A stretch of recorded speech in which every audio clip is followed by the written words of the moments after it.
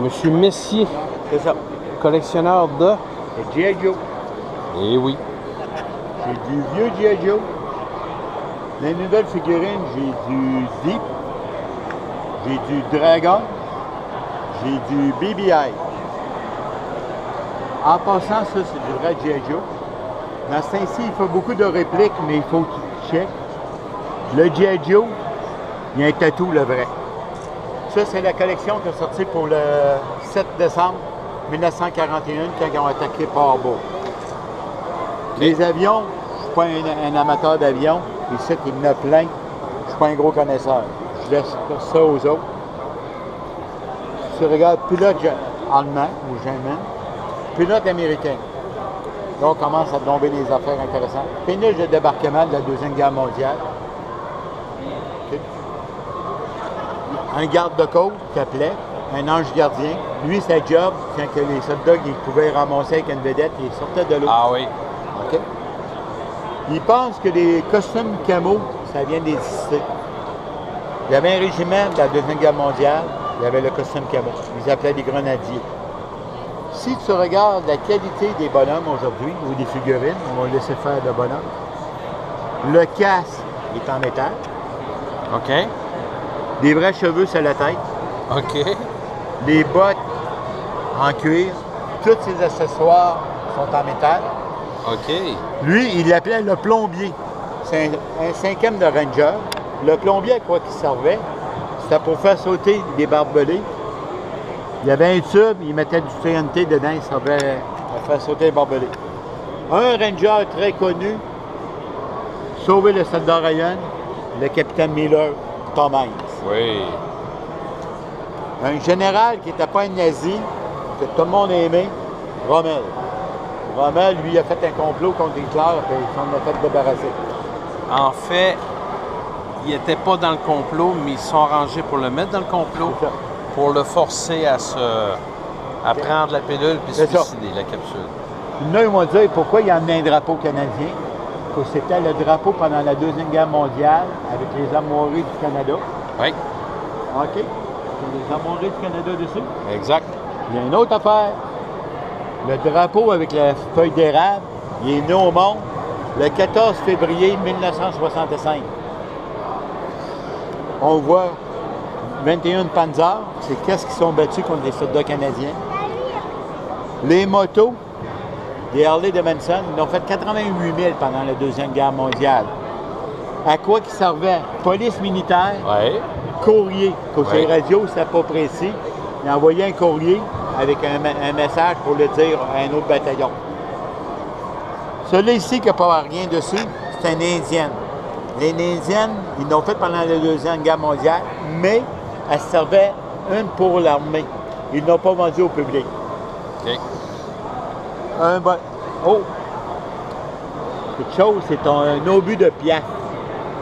Le piaf, c'est quoi? C'est un bazooka que l'armée canadienne avait, ou l'armée britannique. Tu prenais l'obus, tu le mettais en avant, tu le chargeais.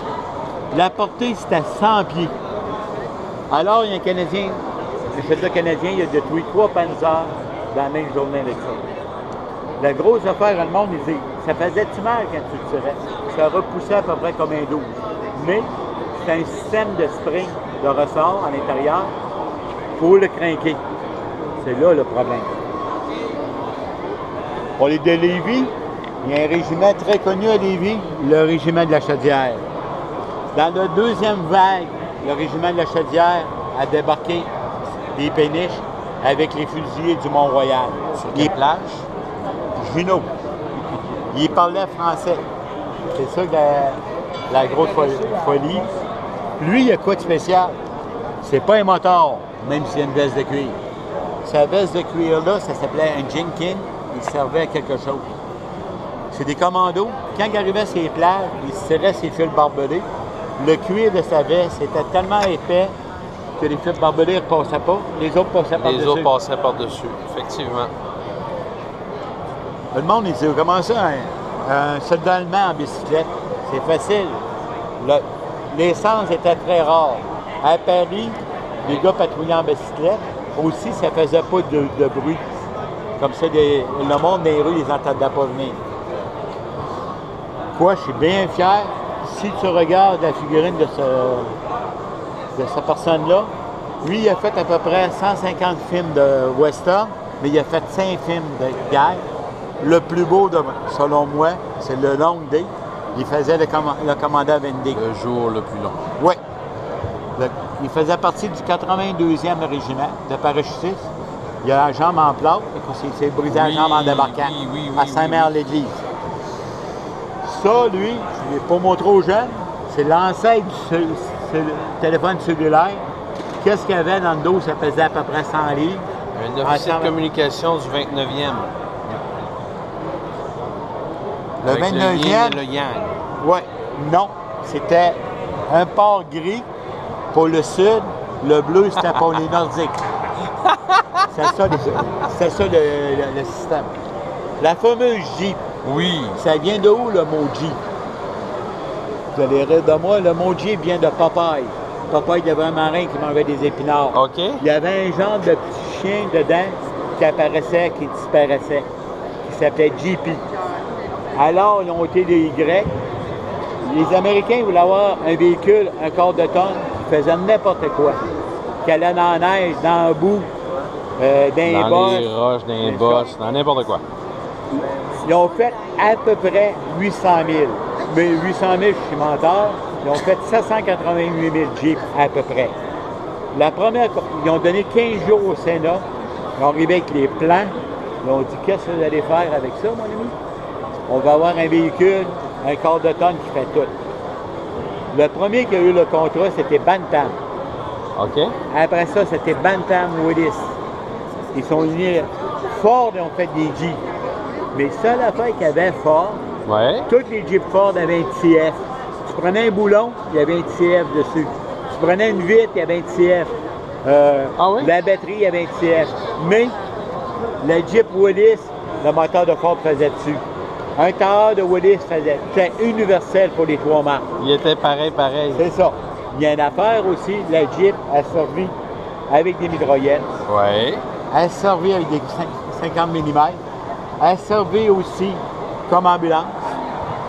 Elle a servi à toutes les rôles. La 82e en avait fait monter avec des plaques de tôle ajourées pour la conduite. C'était le seul régiment qui avait eu ces Jeeps-là. C'est ça. On parle plus. On regarde ce personnage, c'est Patton. Monsieur Patton. Patton, pour lui, les meilleurs combattants qu'il y a eu pendant la Deuxième Guerre mondiale, c'était les Canadiens français. Oui. Patton, pour lui, il y avait un soldat, c'était quelqu'un qui pouvait résister au froid. Un Canadien français, ils appelaient les bûcherons. Les bûcherons, à moins 15, ils se promenaient en gilet en manche courte. Les meilleurs commandos qu'il y a eu pendant la Deuxième Guerre mondiale, selon Patton, c'était les Canadiens français. C'était des bûcherons encore. S'il y avait un pont qui était à terre, ils pouvaient leur faire le pont sans avoir besoin d'ingénieurs. Parce que les autres, tout le monde avait besoin des ingénieurs. Mais les fameux Canadiens français, les bûcherons, ils n'avaient pas besoin d'ingénieurs. Il y avait un pont pour faire passer ses tanks, et le pont était construit dans la même journée. Selon Patton, dans son livre, il dit, une place, si tout son régiment aurait été des Canadiens français, 1 an après, la guerre aurait été finie. À côté de Patton, lui, c'est un gars qui détestait les Canadiens français, c'est Rommel. Pas Rommel? Non. Montgomery. Exact. J'ai regardé ma figurine. Montgomery, c'est un vrai bloc de l'Angleterre. Dieppe, tout où il y a eu des Canadiens français, Montgomery est en tour. Montgomery, Canadien français, excusez-moi l'expression, c'était un négro, c'était de la merde. Char d'assaut ici, il y a quoi de spécial? Si tu regardes, il y a des Césars. Ça servait à quoi? Ce char d'assaut-là, ça s'appelle un Stuart. On va mettre un peu de moteur. Le Stuart, lui, ces Césars-là, les Allemands se cachaient derrière des buissons. Alors, ils détruisaient les chars d'assaut. Qu'est-ce qu'ils faisaient? En mettant ça, ils coupaient la tête des buissons. Les Allemands se faisaient tuer. Il y avait de quoi de spécial, ce char d'assaut-là. Il y avait 2 moteurs Cadillac dedans, de 8 forces. Il était un semi-blindé. Dans le temps, il allait à peu près à 58 km/h. Tandis qu'un Panzer allemand, il allait à 28. Alors, lui, qu'est-ce qu'il faisait? Il jouait au sol à la souris, il tirait, il se sauvait. Il y a un autre petit char d'assaut ici. Stuart, il était fait au sud des États-Unis. C'est le nom d'un général pendant la guerre de sécession. Lui, il s'appelle Sherman.